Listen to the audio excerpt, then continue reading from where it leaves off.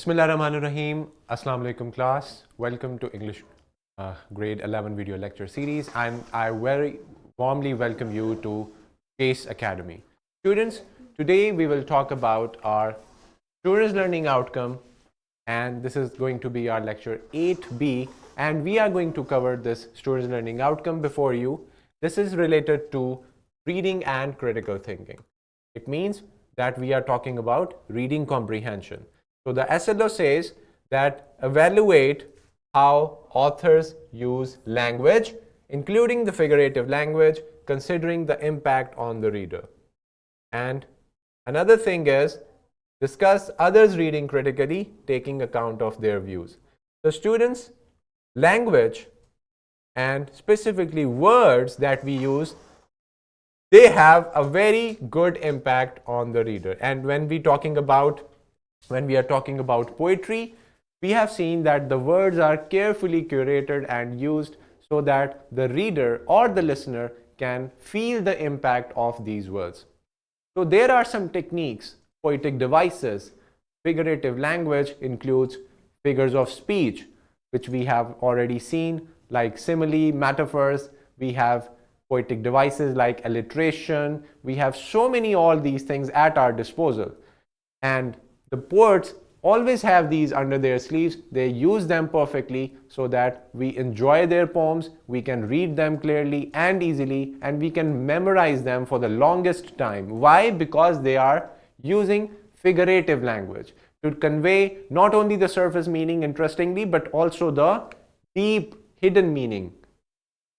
So all the different ideas and emotions, specifically the feelings, are inflicted when we are reading different kinds of poems. So we are talking about figurative language, and when we are reading any text, students, we are individuals having different thoughts, so we need to understand others' readings, their interpretations and explanations as well, to incorporate and make a synthesis together about that particular text.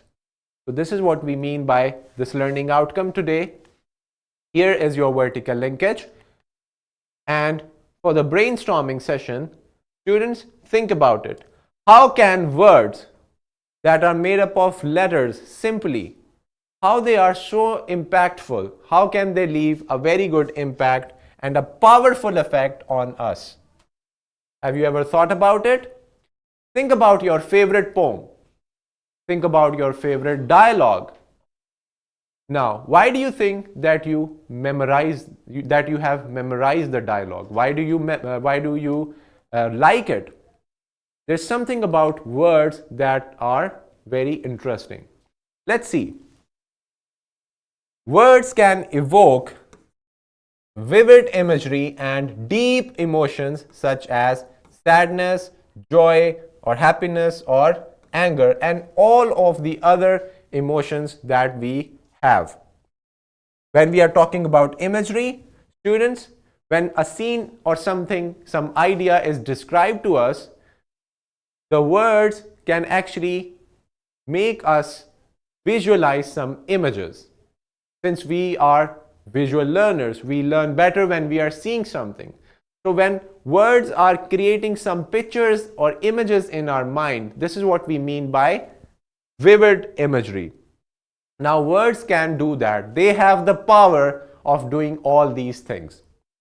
Now, let's look at this example. You must have read at some point or the other, or you must know that a very famous speech of Martin Luther King Jr.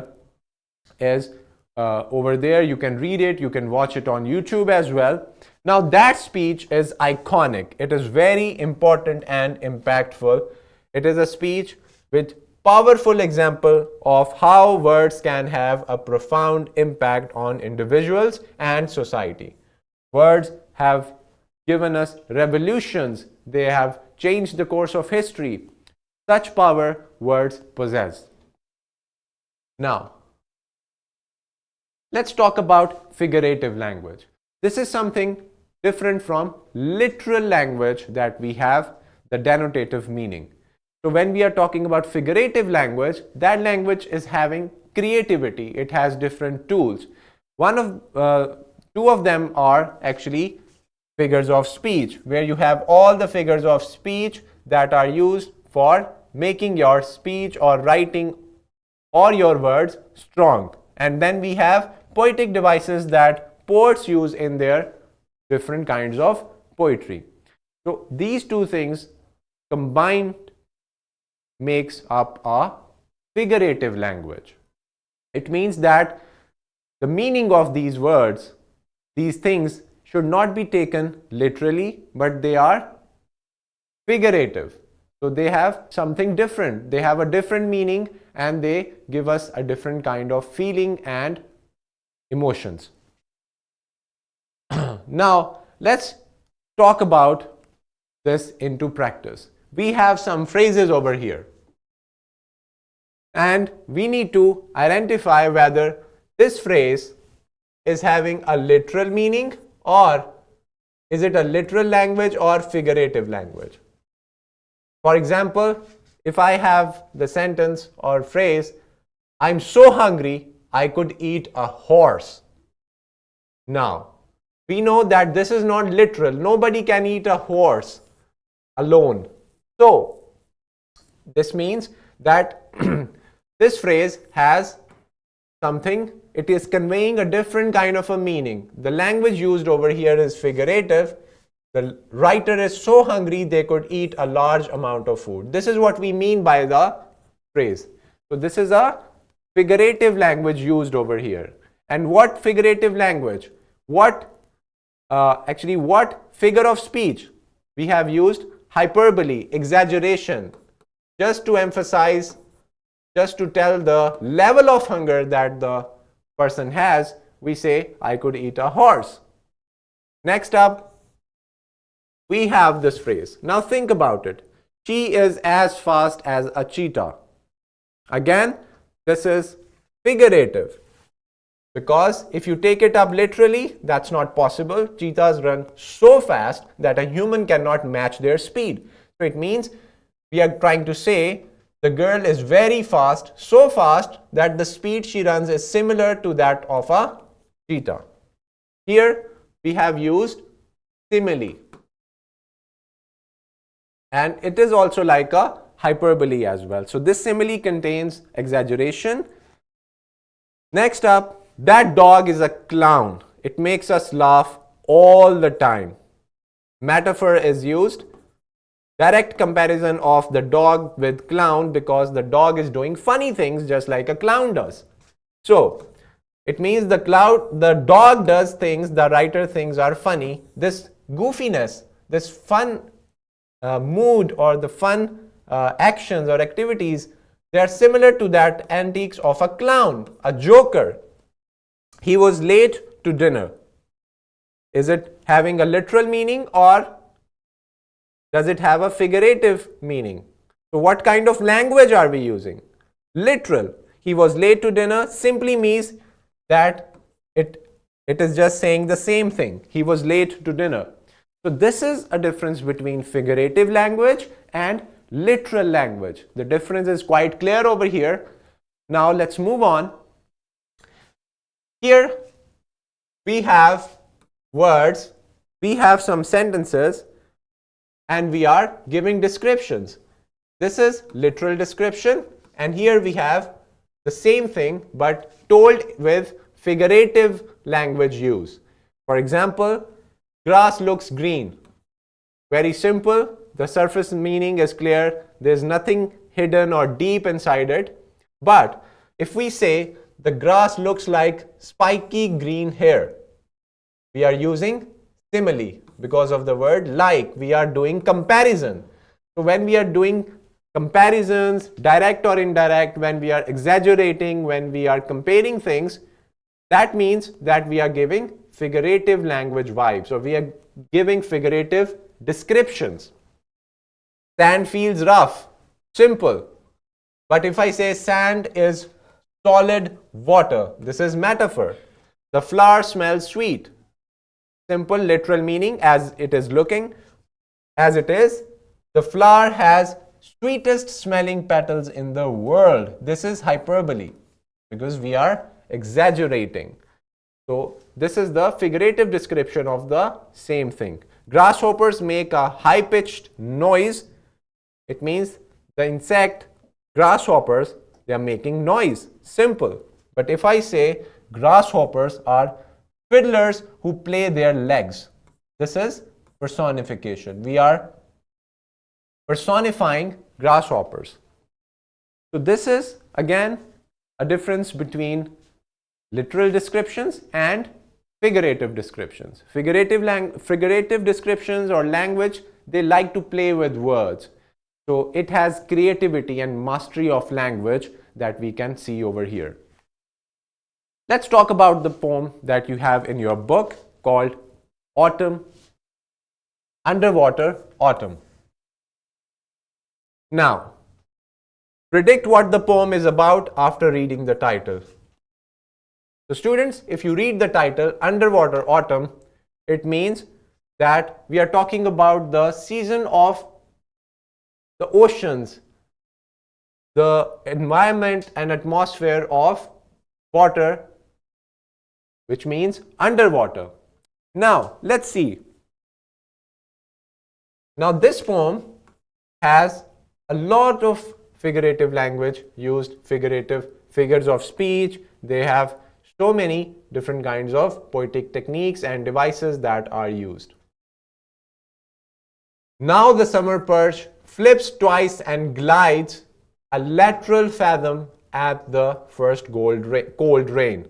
The surface near to silver from a frosty hill.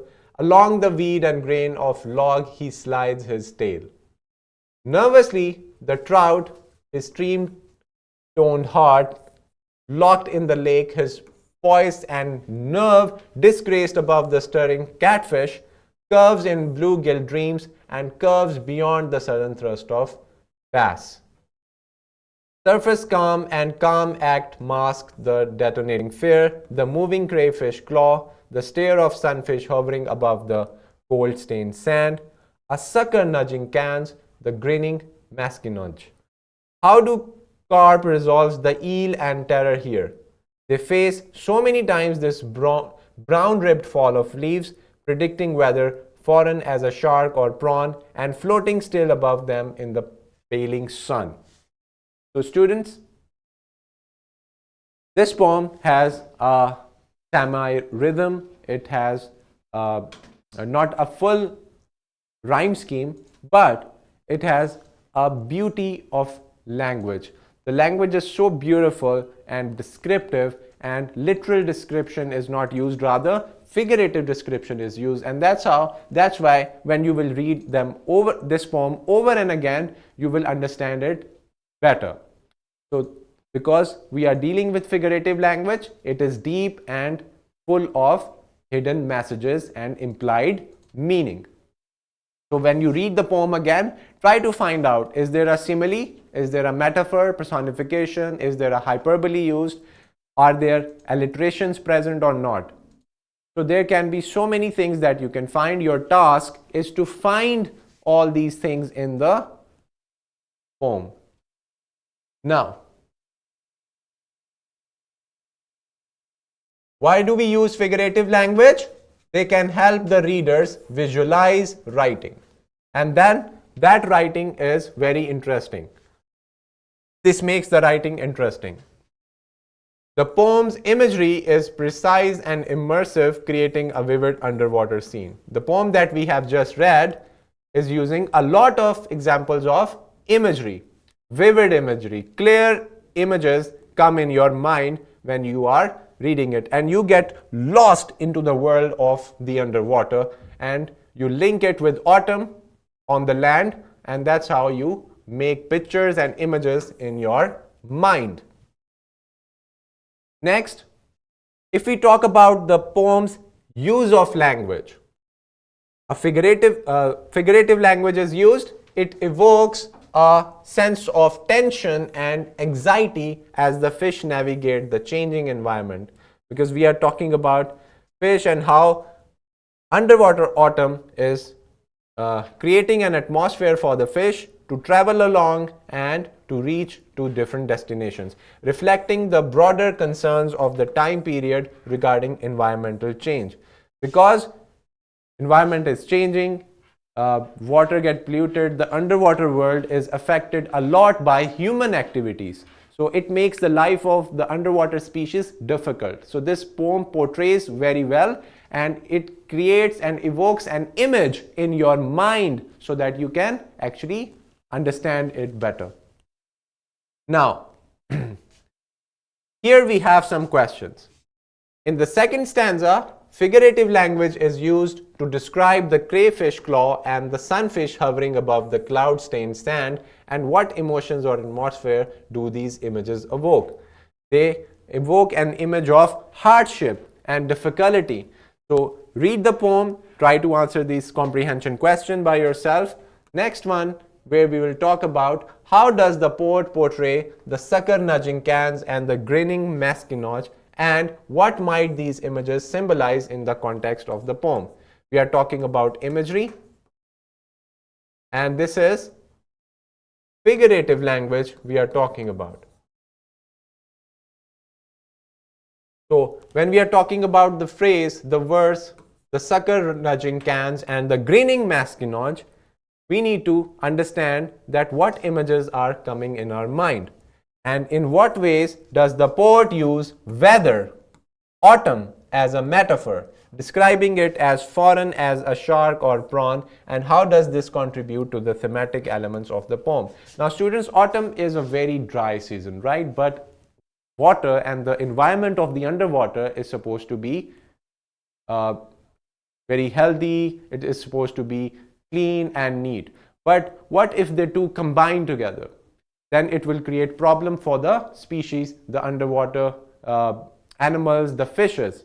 So they are navigating through their passage and they are having difficulty. So this is very well portrayed by the poem, by the poet, using the figurative language.